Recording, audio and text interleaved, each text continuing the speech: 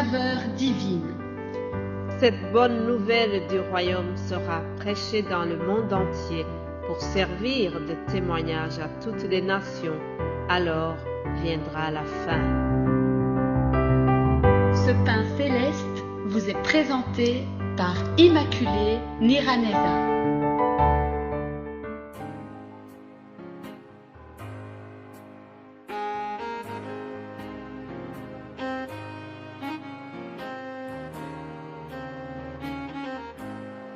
Shalom, shalom, bien-aimés de Dieu qui écoutent l'émission Saveur divine. Que la grâce de Dieu, la paix de notre Seigneur soit avec vous. Je remercie le Seigneur pour ce nouveau jour qui s'offre à nous. J'espère que vous allez bien et que ces émissions de Saveur divine continuent à vous faire du bien, à vous fortifier. Et en tout cas, moi-même qui vous partage, je suis vraiment édifiée de ce que je découvre dans la parole de Dieu. Je suis aussi encouragée par les frères et sœurs qui m'envoient des messages d'encouragement. Soyez bénis au nom de Jésus-Christ. Ensemble, continuons à œuvrer pour le royaume de Dieu. Ensemble, continuons à amener des âmes à Christ. Ça, c'est la mission principale du chrétien. Alléluia. Continuons donc le thème que nous avons commencé hier. Je disais donc que toute la semaine, notre thème concerne comment plaire à Dieu, comment être agréable à Dieu. Hier, j'ai évoqué un peu la notion de la foi et aujourd'hui, je voudrais revenir sur la foi.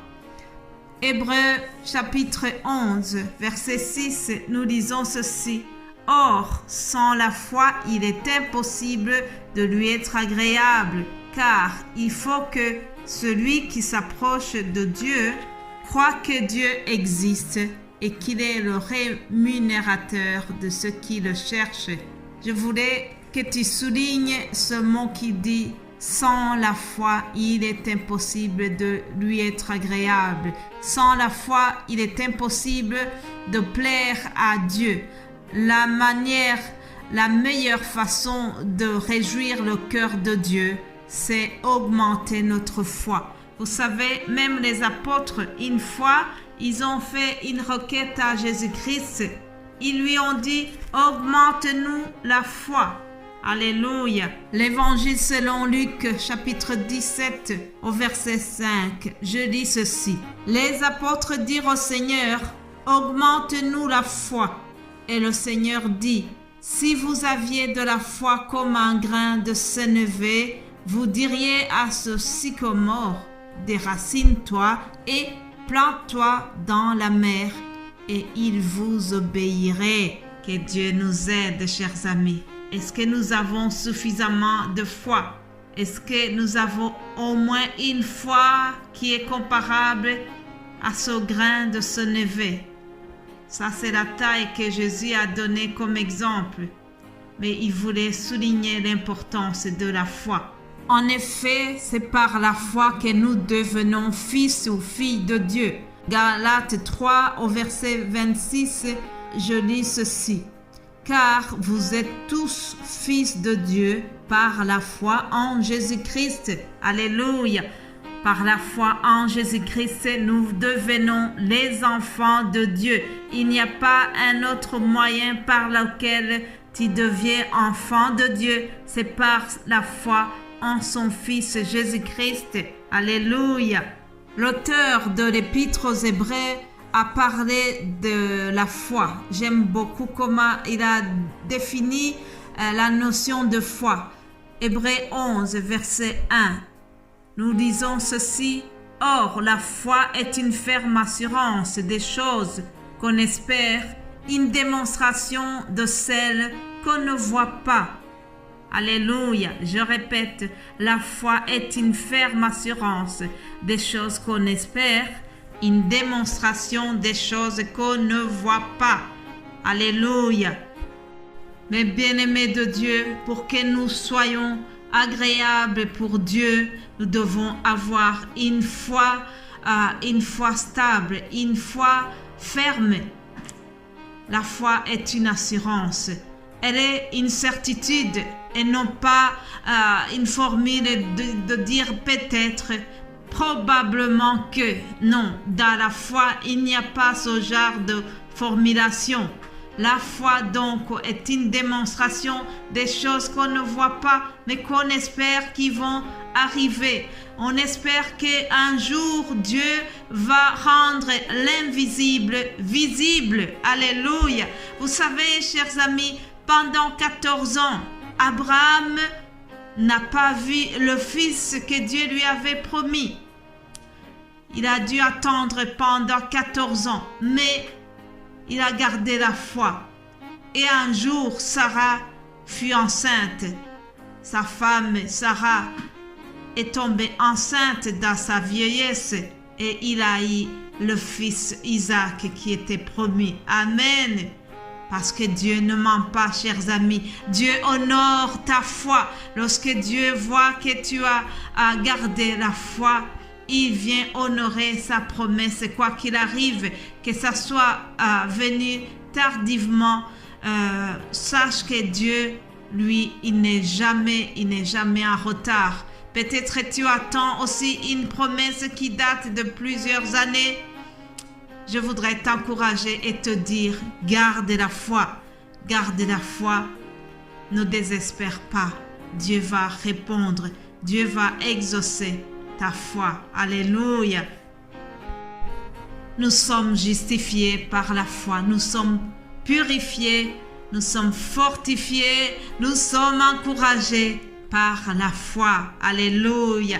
Vous savez, mes bien-aimés de Dieu, pendant des centaines d'années, les prophètes annonçaient que Jésus-Christ va naître, que le Messie viendra un jour à Bethléem. Et le jour est venu, le Messie est né à Bethléem comme c'était annoncé. Alors, lors de la présentation de Jésus-Christ au temple à Jérusalem, il y a un monsieur qui a eu la surprise de sa vie. Alléluia. Il s'appelle Siméon parce que Siméon avait gardé la foi, parce que Siméon attendait impatiemment l'événement qui était annoncé.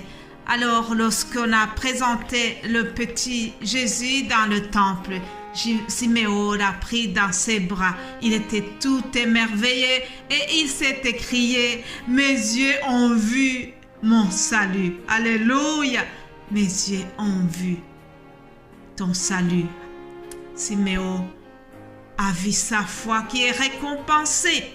Siméon a gardé la foi dans son cœur et il était heureux de voir enfin le Messie qui était promis. Il a gardé la foi. Je prie que nous puissions aussi garder la foi dans les promesses de notre Seigneur. Alléluia.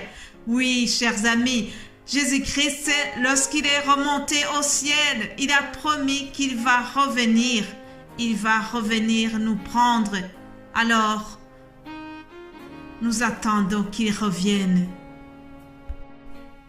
Oui, je crois fermement que Jésus-Christ reviendra nous chercher. Il prépare les demeures, il nous prépare une place auprès du Père Céleste et un jour qui n'est pas connu, il reviendra nous chercher.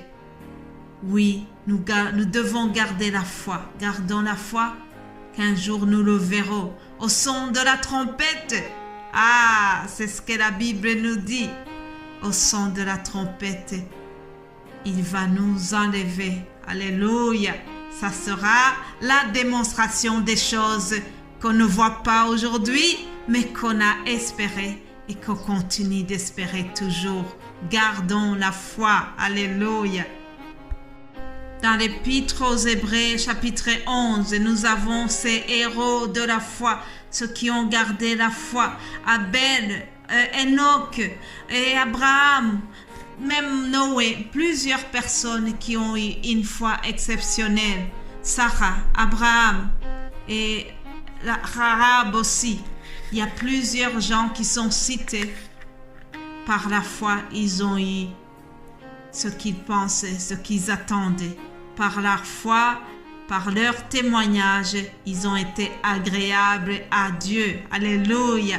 Oui, Enoch a été enlevé sans avoir vu la mort parce qu'il avait eu un témoignage. Il avait été agréable à Dieu durant toute sa vie.